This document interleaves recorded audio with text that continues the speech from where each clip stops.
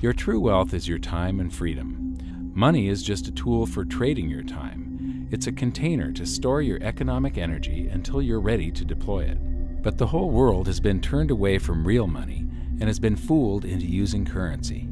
A deceitful impostor that is silently stealing your two most valuable assets, your time and your freedom. Welcome to the rabbit hole. We are entering a period of financial crisis that is the greatest the world has ever known. The wealth transfer that will take place during this decade is the greatest wealth transfer in history. Wealth is never destroyed, it is merely transferred, and that means that on the opposite side of every crisis there is an opportunity. I believe that the best investment that you can make in your lifetime is your own education. Education on the history of money, education on finance, education on how the global economy works, education on how all of these guys, the central bankers, the stock market, how they can cheat you, how they can scam you. If you learn what is going on and how the financial world works, you can put yourself on the correct side of this wealth transfer. Winston Churchill once said that the further you look into the past, the further that you can see into the future. This program is all about creating your own crystal ball, being able to gaze into the future, being able to change this crisis, the greatest crisis in the history of mankind, into your great opportunity.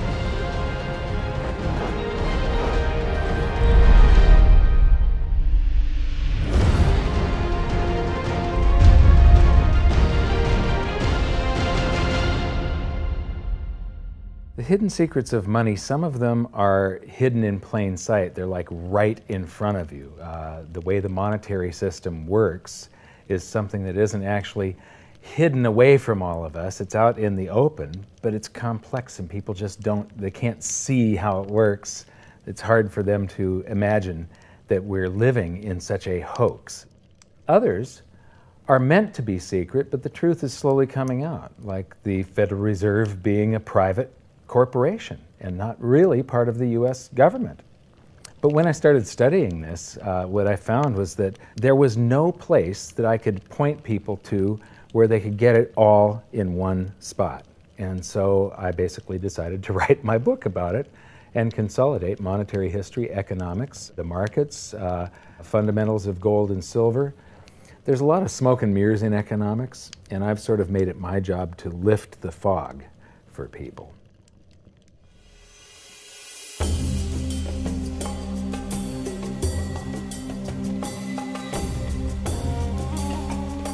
Welcome to Egypt. This is where it all began. Roughly 5,000 years ago, the Egyptians started using gold and silver as their predominant form of currency. But it was not yet money. The pieces of gold and silver that they were using were odd sizes and weights, odd purities, so it still was not interchangeable, where each unit is the same as the next. This meant that nothing really had a price yet. You couldn't put a price of so many coins on something because they didn't have coins yet. Trade was still difficult. It was still a guessing game when it came to the exchange of values. One of the reasons that we are in the financial mess that we are today globally is that people do not understand the difference between currency and money. Currency is a medium of exchange, a unit of account. It is portable, durable, divisible, and something called fungible. Fungible means that each unit is the same as the next unit. A dollar in my pocket buys the same amount as a dollar in your pocket. Money is all of those things plus a store of value over a long period of time. Even financial planners, bankers, your accountant, they don't understand the difference between currency and money. The currency in your pocket is a medium of exchange. It's a unit of account because it's got numbers on it. It's somewhat durable, it's portable, it's divisible in that you can make change, and it's fungible. A dollar in my pocket buys the same amount as a dollar in your pocket. But because governments can print more and more and more of it and dilute the currency supply, it's continually transferring wealth out of your pocket, out of your bank account, to the government. and to the banking system. The reason that gold and silver are the optimum form of money is because of their properties. It's an easy medium of exchange because gold and silver store a large amount of value in a very small area. It's a unit of account. Pure gold has the same value all over the planet. So an ounce of gold buys the same amount here in Egypt as it would in China or in the United States. It's durable. The same gold that Egyptians were using in trade 5,000 years ago is still here with us today. It does not corrode. It's divisible. You can make change with it. It's very portable. You could use something like oil as money. It's just that you can't carry around a barrel of oil on your back. It's fungible. Pure gold is the same wherever it is on Earth. Pure silver is the same wherever it is on Earth. It's limited in quantity. That's the reason that it maintains its purchasing power. Governments cannot print it. Over the last 5,000 years, only gold and silver have maintained their purchasing power. There have been thousands upon thousands of fiat currencies, currencies that are unbacked by gold or silver, and they have all gone to zero. It's a 100% failure rate. In the past several years, I've spoken in many countries about the crisis that's coming, and a lot of people think that they're going to be okay in their country, that it's only going to happen to the United States or maybe the United States in Europe. But what they don't realize is that this is a global phenomenon. I got to show you something here. This is base currency in the United States. This is the number of paper dollars that exist, basically. It took 200 years to go from no dollars in existence to 825 billion.